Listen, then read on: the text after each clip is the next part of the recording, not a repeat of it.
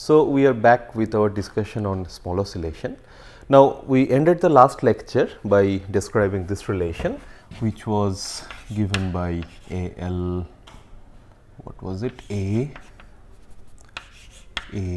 M equal to delta L M. And using this relation, we could also prove that A L B A M will be P L square delta L M. Now, both this actually it is a, so we have written right now we have written it for one particular eigenvector, but if we construct this combined eigenvector A, which will be putting, so it will be like if we club all the eigenvectors along their rows and form this combined eigenvector matrix A, then these relations will translate to A, sorry, there is a transpose here and transpose there. So, this relation, this will be A equal to identity matrix, and the second one will be A T B A equal to let us call it P square matrix. So, P square matrix is nothing but this one is where you have only the diagonal elements as 1, and in this case you will have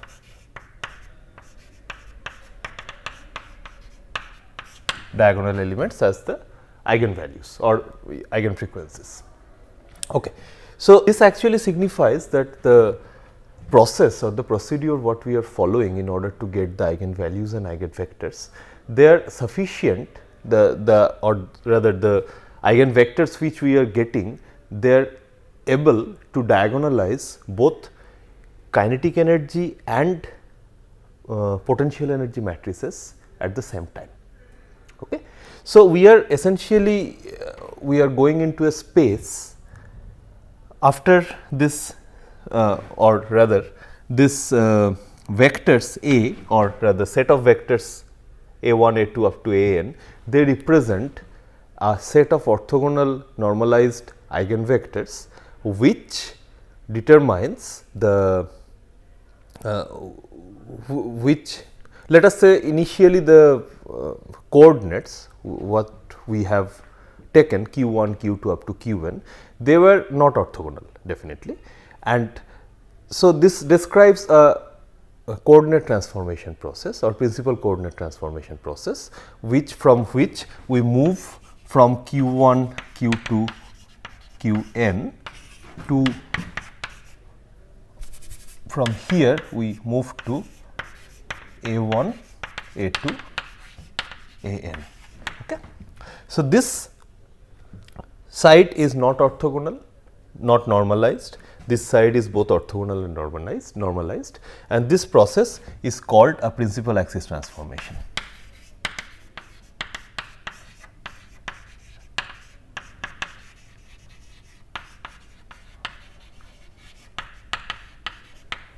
Okay.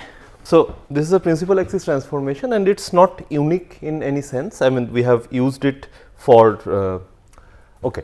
So, what we did for rigid dynamics, rigid body, was slightly different. We actually went from one orthogonal set to the other orthogonal set when we transformed or we diagonalized the inertia tensor. The inertia tensor was initially obtained in some orthogonal coordinate system, but that was not the principal axis. Okay. But later on we moved it into a diagonal frame in which it was diagonalized as well as, I mean, it was diagonalized. So, but that axis system was also a orthogonal axis system. So, we are going from one orthogonal to another orthogonal, but here we are going from one non-orthogonal non-normalized system to one orthogonal and normalized system. Now, this relation, okay, so for normalization actually, this relation actually, or rather this relation actually gives you a normalization condition, which will give you the normalized values of the amplitude matrix A. Okay, we will take an example of this quickly, and then we will move forward. Okay, so let us take this example example of triatomic molecules stretching. So, we have a linear triatomic molecule here, and this linear triatomic molecule has one mass which is capital M, which is slightly bigger than the other two masses small m, which are in the sides. And let us assume that we can model this linear triatomic molecule by a system by which we connect two springs between these three masses. Okay. First, we have to derive the kinetic energy and potential energy matrices in terms of Q1, Q2 and Q3, and then we have to determine the frequencies of normal oscillation, and then we have to determine normalized amplitude for each normal mode. Okay. Right now, we have not formalized the definition of normal mode. We will do that, but first let us to give you a feel, let us do this first part at the beginning. Okay. So, we start with this linear triatomic molecule, and please remember that here we are discussing only the stretching of linear triatomic molecule. Now, in a triatomic molecule we can have different types of motion.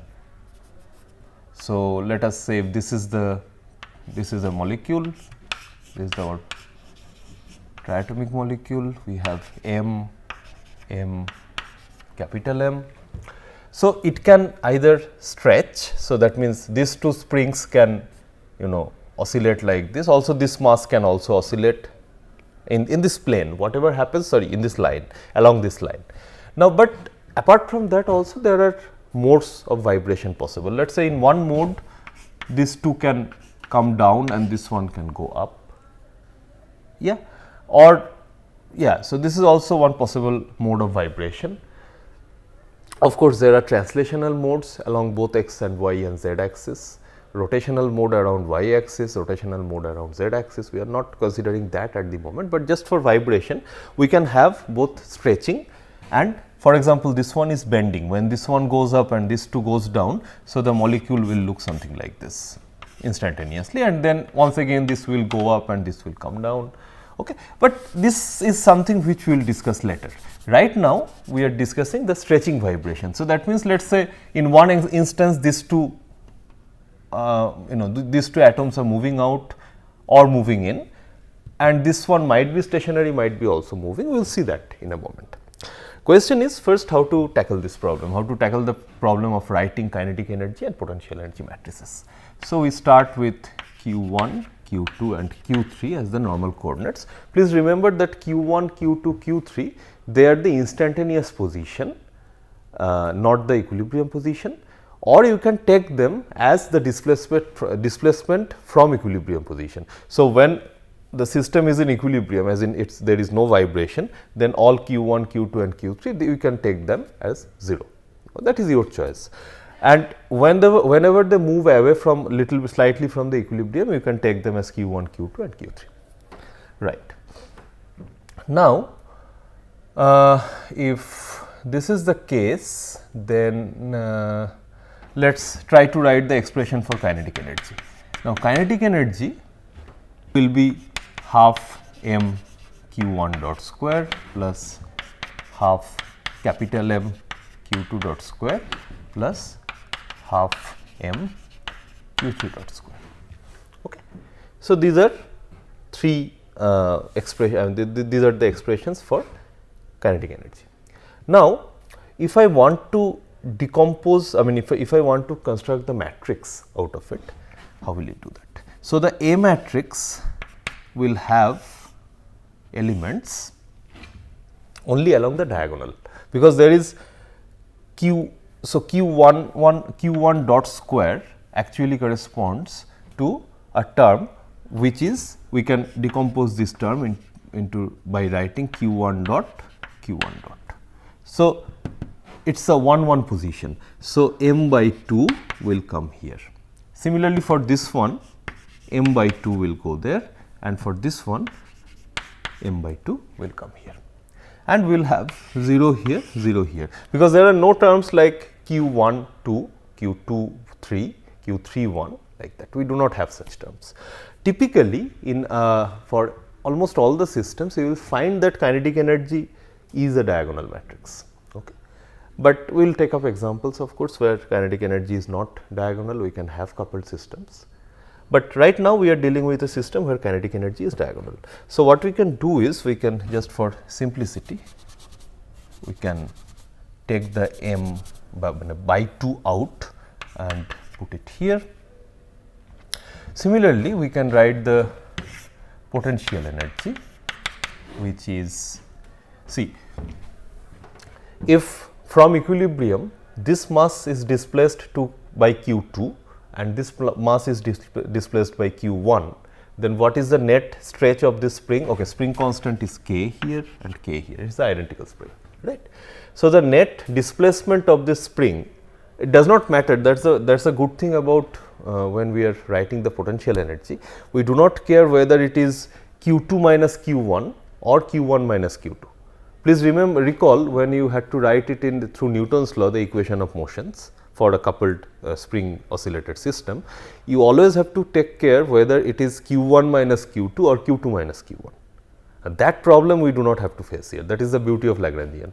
Okay. So, for the first spring it is half k q1 minus q2 whole square, and for the second spring it is q3 minus half k q3 minus q2 whole square. Very good. And open the brackets and we see, okay, once again there is a half k, we will just keep it outside. Open the bracket and we will see that q1 square plus q2 2 q2 square, because 1 q2 square will come from here, plus q3 square, and from them there first term we will get a minus 2 q1 q2 minus 2 q2 q3. Very good, we got this.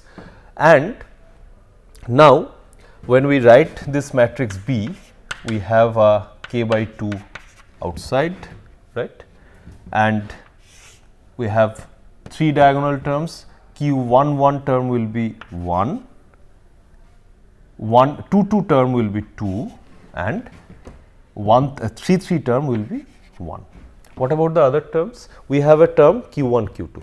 We can put minus 2 here, yes or no?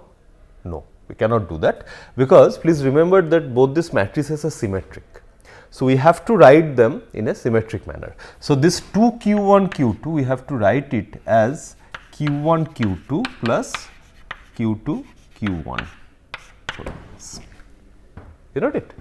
So, once you do that, we have minus 1 at q1 q2 position and minus 1 at q2 q1 position. Please keep in mind that this matrices are symmetric. Okay. So, we cannot just write 2 here and 0 here, we have to write minus 1 here, minus 1 here. Similarly, this term q2 q3, it has to be coming now row number 2 column number 3. So, this is a minus 1 here, and row number 3 column number 2 minus 1 here. Now, there is no connection between q3 and q1 in terms of potential energy.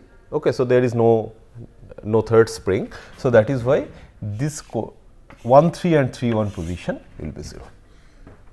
So, this is the shape of your potential energy matrix. So, we have a kinetic energy matrix, we have a potential energy matrix. Please see if it is clear. So, I will repeat again, kinetic energy is straightforward, we have 3 diagonal terms placed at 0.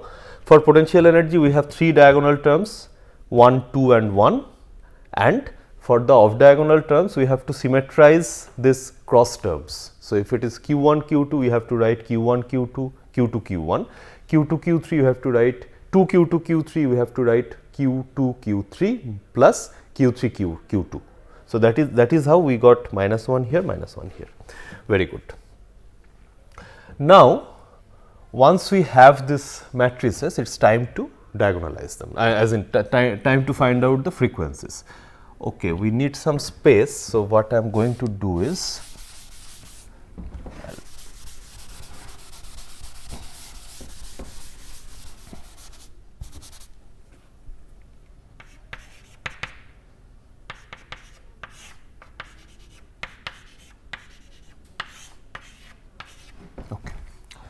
I will use this space for solving. Now, what do we have? Okay, one more thing is there is a 2 here and a 2 there. We can get rid of these 2's because it's a common factor. It's just a common factor. We can just get rid of this. Okay. So, if we do that, recall that determinant b minus a p square, determinant of this will be, or rather I should put symbol b minus a p square equal to 0. Okay. So, we have to do a term by term substitution using this relation. So, it will be k minus m p square. Okay. So, it is b 11 minus a 11 p square. Second position it will be b 12 which is minus k, but a 12 is 0. So, it will be simply minus k 0, and here also it will be minus k. Here it will be 2 k minus capital M p square, here minus k 0 minus k minus M p square, this is equal to 0. Okay. I hope it is clear. The first term coming from, so these 3 diagonal terms only have p square because that is coming from the form of A. If A would have had cross terms of diagonal terms, we would have had p squared in other positions as well, right. We do not have that. Now, what do we have? What do we have? We have this. Okay. So, once we open the bracket, it will be k minus m p square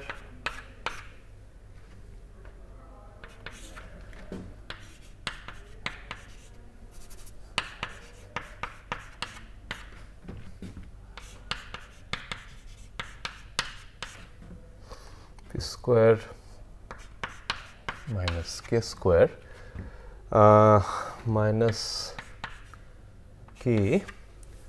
So, this will be 0 minus, okay, this will be 0 minus plus. Okay. So, it will be basically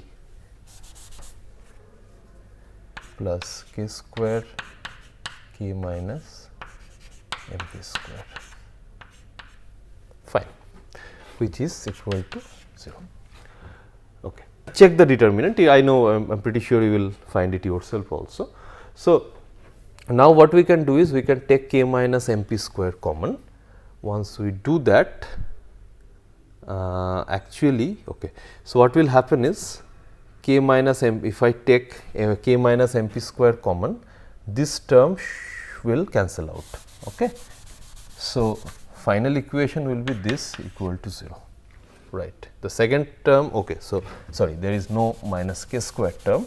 So, this equal to 0.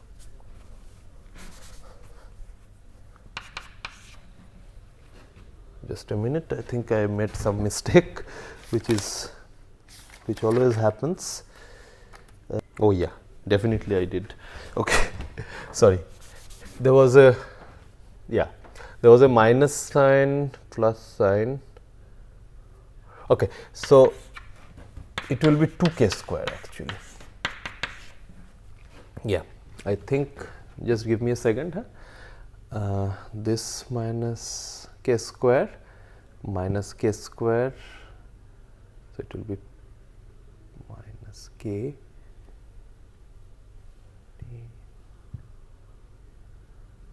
Yeah, so it will be 2k square. Okay. Now, if it is 2k square, just keep this in my hand, right. Now, if I open the bracket here inside, it will be 2k square minus m k p square capital M, and minus 2 k m p square plus m p to the power 4 minus 2 k square equal to 0, and this one cancels. Okay, leaving behind. Okay, so we have we can factorize it as k minus m p square, and between these three terms we can take a p square out, right, that we can do, which will leave us with m p square minus 2 k m plus m k equal to 0, right. So, this is the final factorized form. Now, if I now write the values of this, okay. So, yeah. Okay. So, each of this will be individually equal to 0, each of this term. So, this term will give you p will have 3 values, it is a third order equation, third order polynomial to begin with. So, one value of p square will be 0, the other value of p square, let us call it p 1, p 2 from this relation will be simply p 2 square will be k by m, and p 3 square from this relation will be 2 k m plus, or m k will come out between these two. So, it is m, capital M, right. So, it will be k by m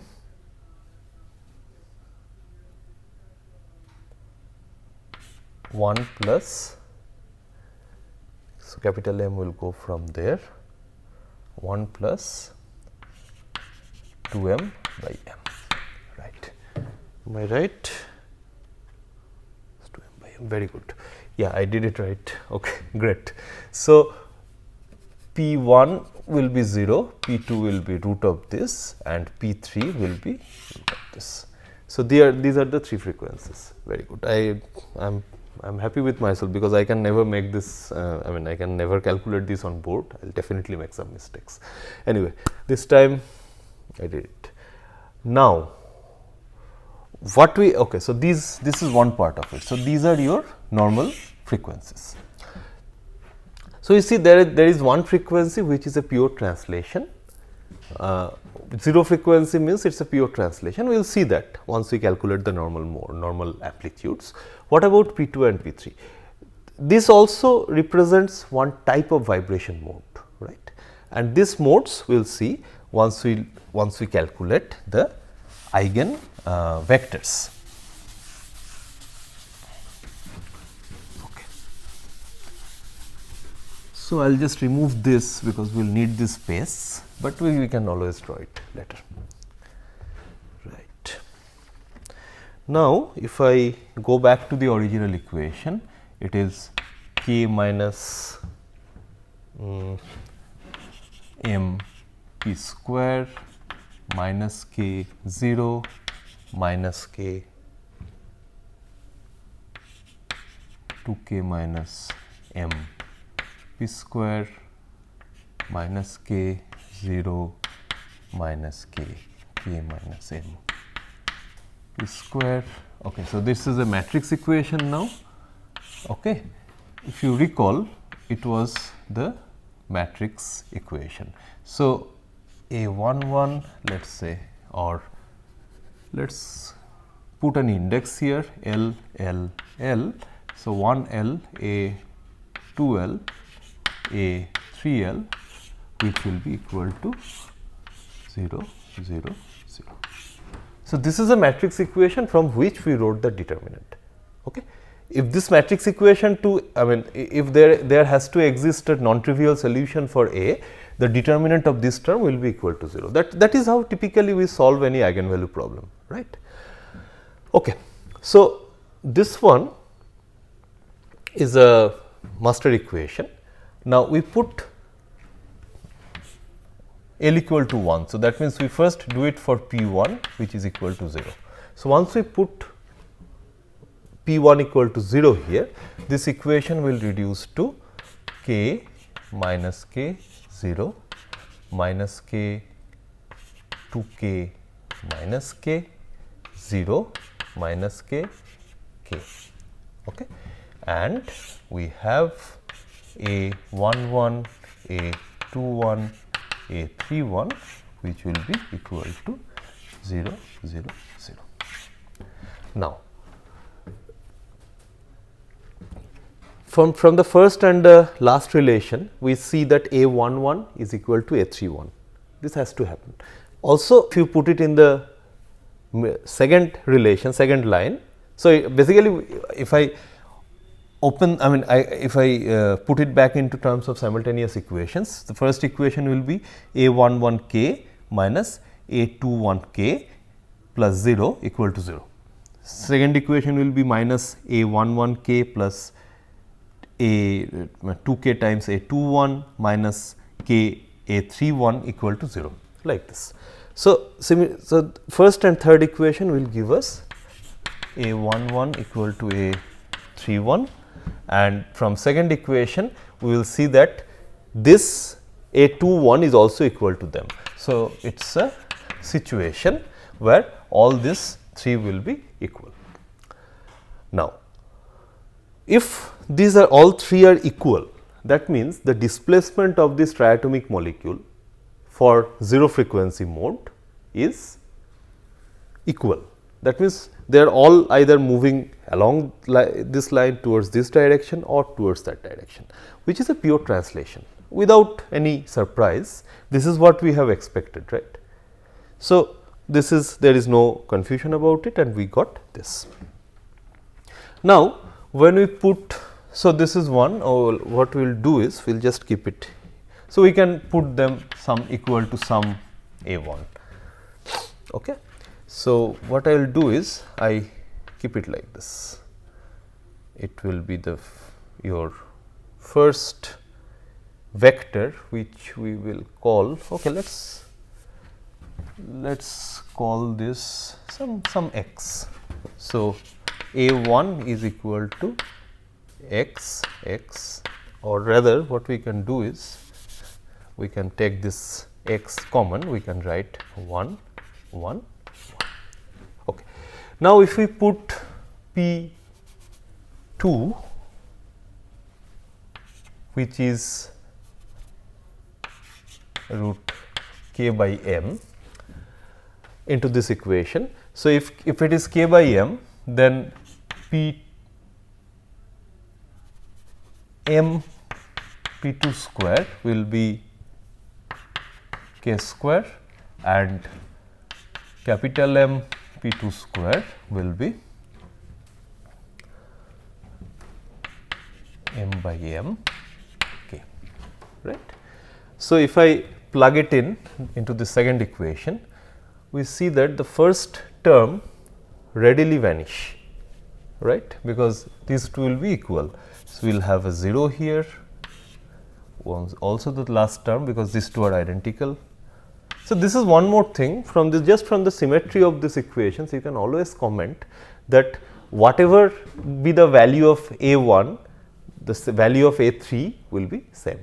These two components will be identical by the construction of this matrix. Okay. And for the second term, it is 2k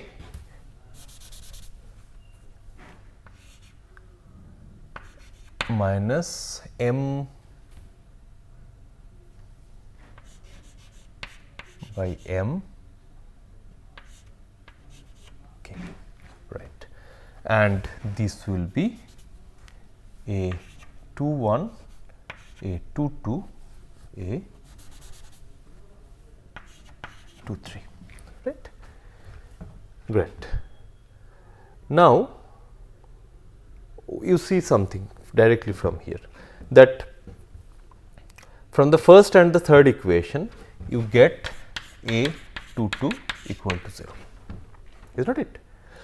And if you put 2 equal to 0 in the second, A22 equal to 0 in the second equation, you see that A21 is equal to minus A23, okay, and we can put equal to some y.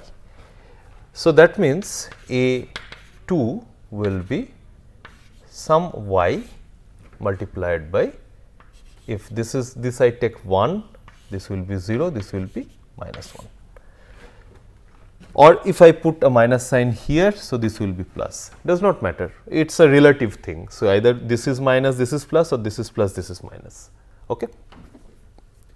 This means that at when the system is oscillating with this particular frequency, middle mass, the heavier molecule, heavier atom is fixed, and the two side atoms, they are oscillating in opposite direction. So, when they are going out together, when they are coming in, they are coming in together. So, that means their motion is always out of phase, as we see from this minus sign. And if you recall, during our discussion of theoretical discussion on the amplitudes A, we have stated that it will be either, the phase will be either 0 or 180 degree. This is an example of phase 180 degree. Okay. Now, similarly, we can compute the third one. So, we have to put this huge monster there. If you do that, it will be, okay, let us do it.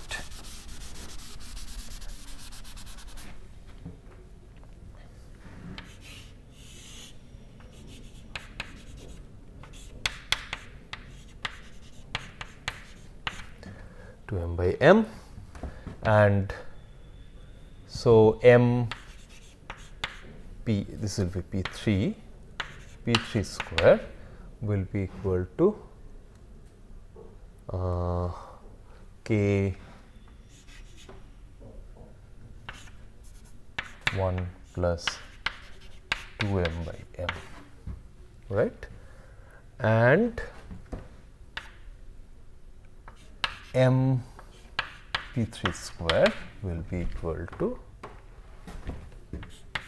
m k by m 1 plus 2 m by m, right.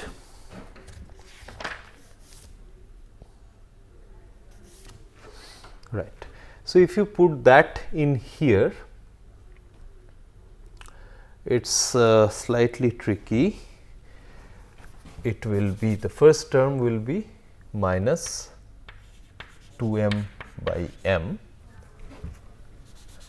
this last term will be minus 2 m by m, and the middle term will be, yeah, will be simply, so it will be 2k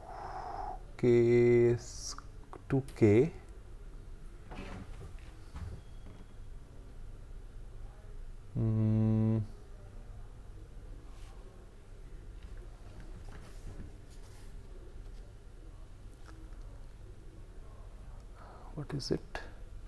No, I think oh yeah, right. So, this can be simplified to, no, this will cancel out, it will be plus 2k, right, right. So, the third term will be simply minus m k by m, right, excellent, and this will be 3 1, 3 2 and 3 3.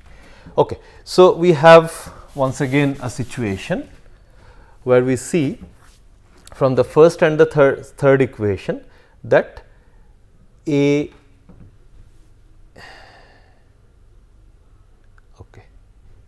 from the first and third equation we can see that minus 2 m by m a 3 1 minus k a 3 2 equal to 0, and from the third equation we have minus k a 3 2 minus 2m by m a 3 3 equal to 0. So, if I subtract one from the other, what I readily get is a 3 1 is equal to a 3 3. Let us call it some z.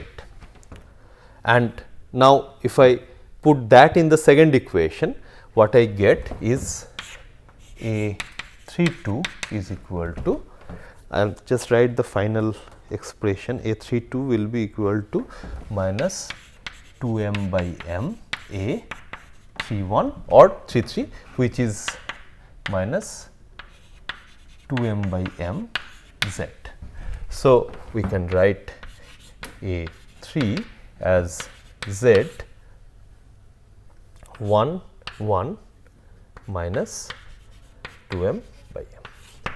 Okay. So, these are the expressions for 3 eigenvectors. We have to normalize them. So, we will take it up in the next lecture, and we will continue with our discussion on normal modes. Thank you.